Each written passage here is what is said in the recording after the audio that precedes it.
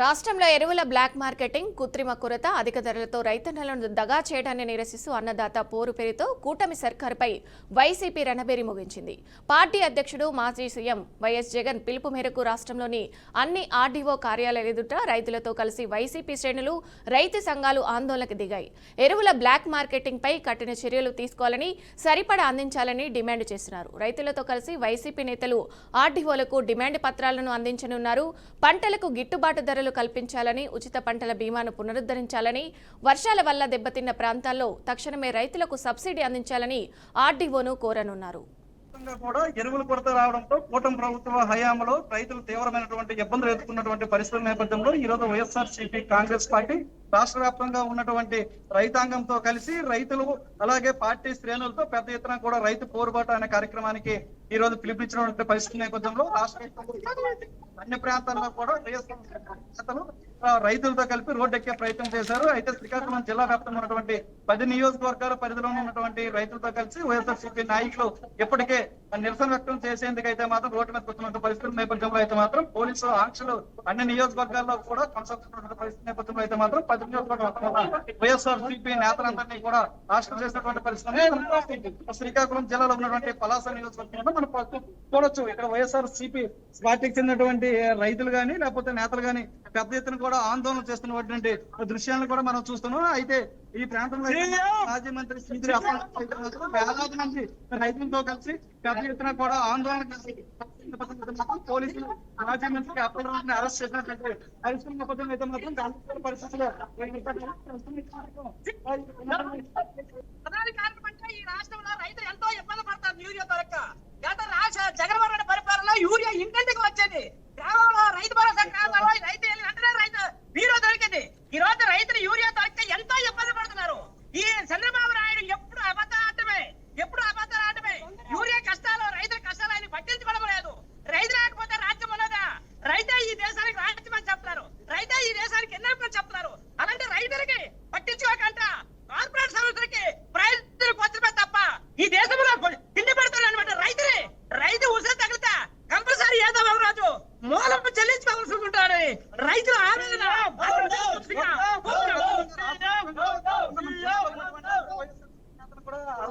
ఇది తప్పు. మేము శాంతియుతంగా రైతుల పట్ల మాకు రాజకీయాలతో సంబంధం లేదు. రైతుల కోసము, రైతులు పడుతున్న కష్టాల కోసము చూసి జగన్మోహన్ రెడ్డి గారు రైతుల పట్ల కష్టాలకి పిలిపించారు. దాని పిలుపుని కూడా మేము రైతుల కోసం అడుగుతున్నాం తప్ప మేము ఎటువంటి ఇది చేయట్లేదు, మేము ఎటువంటి చురుము చేయట్లేదు.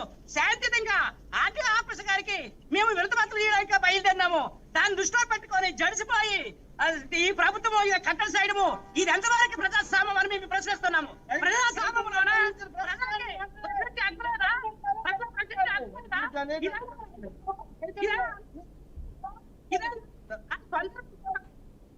ఇది తప్పని మేము ఖండిస్తున్నాము. రైతుల పట్ల ఎవరైతే సానుకూలం ఉంటారో వాళ్ళ పక్షాన మేము ప్రజలు ఉంటామని మేము మనం చేస్తున్నాము. చంద్రబాబు నాయుడు గారికి మేము హెచ్చరిస్తున్నాము. కంపల్సరీ మేము ఇంకే కోరకం లేదు. రైతులకి యూరియా సప్లై చేయండి. ఈ 10 రోజుల్లో చేయకపోతే వేస్ట్. తర్వాత ఆకలేసిన టైంలో తిండి తిరగకపోతే ఎలాగో, పంటకి సరైన టైంలో వెరువేయకపోతే తర్వాత ఇచ్చిన ప్రయోజనం లేదు. కాబట్టి ఇమ్మీడియట్ గా మాకు ఎరువులు సప్లై చేయమని మా శాంతియుతమైనటువంటి ర్యాలీని అనుమతి ఇవ్వమని మేము ప్రభుత్వం వారికి, పోలీసు వారికి మేము రిక్వెస్ట్ చేసి కోరుకుంటున్నాము. మరి ఈ రోజు అప్పలరాజు గారికి అతి దారుణంగా అవసరం చేసి తీసుకొని వెళ్ళిపోవడము ఇది ఎంతవరకు కరెక్ట్? ఇది ప్రజాస్వామ్యంలో లేమా? మనము చెప్పండి. అసలు ఇక్కడ మాజీ మంత్రి అప్పలరాజు శాంతియుతంగా నిరసన చేస్తున్నటువంటి పరిస్థితుల నేపథ్యంలో అప్పలరాజు గారిని పోలీసులు ఇంత ఉద్రిక్త పరిస్థితుల మధ్య అరెస్ట్ చేయడం ఏ విధంగా చూస్తారు? ఈ రోజు చాలా చీకట రాజ్యంగా మేము పరిగణిస్తాం. ఎందుకంటే ఇలాంటి దారుణం గత ప్రభుత్వంలో ఏ రోజు కూడా టీడీపీ నాయకులు కానీ ఎలాంటి అరెస్టులు చేసే పరిస్థితి లేదు. జగన్మోహన్ రెడ్డి స్వచ్ఛందంగా వాళ్ళకి అనేక రకాలుగా ర్యాలీలు చేసుకోవడానికి అనుమతి ఇచ్చినప్పటికీ కూడా ఈ రోజు పోలీసు వ్యవస్థ మా రైతుల్ని ఈ రోజు నిర్బంధించి ఈ రోజు ఈ ప్రభుత్వం ఎంత దారుణంగా ప్రవర్తిస్తున్నదంటే, ఈ రోజు మా నాయకుడిని చంద్రబాబు నాయుడు రైతు పక్షాన్ని పోరాడుతుంటే ఈ రోజు అతనికి అరెస్ట్ చేసి అరెస్ట్ తీసుకెళ్లడము మేము ప్రజాస్వామ్యంగా కేవలంగా ఖండిస్తున్నాం. ఇది భారీగా మళ్ళీ తెలుగుదేశం ప్రభుత్వంకి ప్రజలు కాలంలో బుద్ధి చెప్తారని ఈ సందర్భంగా తెలియజేస్తున్నాం.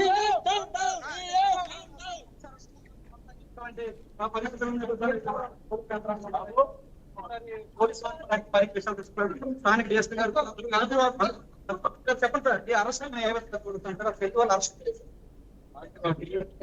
అంటే పబ్లిక్ వచ్చి శాంతియుతంగా రిప్రజెంట్ చేసుకోవడానికి ఉన్నాయి, కానీ అది వైలెంట్ గా మారుతుందనే ప్రివెంట్ అరెస్ట్ చేయడం జరిగింది తప్ప ప్రత్యేకంగా ఇందులో ఏం లేదు.